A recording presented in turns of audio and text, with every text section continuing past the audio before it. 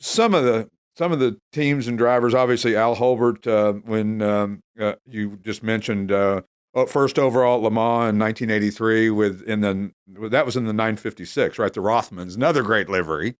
Yeah. But is that the one where the engine seized and then somehow it unseized? What was the story on that? Yes, that was what had happened. Was the door blew off on the Mulsanne Straight. No, Al. Oh, yeah.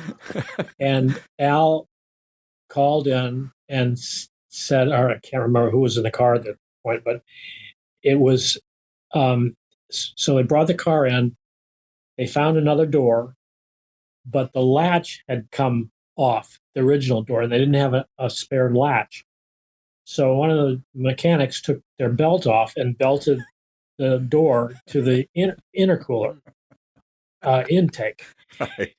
And there was maybe a half an inch variance, and it deflected enough air that it burned the piston. Wow.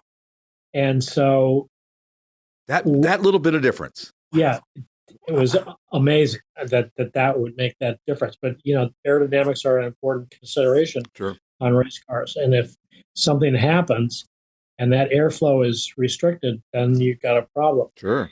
And Al was in the car in the last couple laps, and the things he felt the engine sort of start to tighten up, and he had enough fortitude to stick the thing in a lower gear, pop the clutch out, and was able to free the engine and basically crawled on that last lap to the start-finish line. Wow. And the thing blew up as it went past the start-finish line. And of course, that's another one you probably wish you would have held on to. I think it sold at Gooding and Pebble Beach for $10.1 million or something crazy. You've been listening to the Classic Auto Mall Show with your host, Stuart Howden.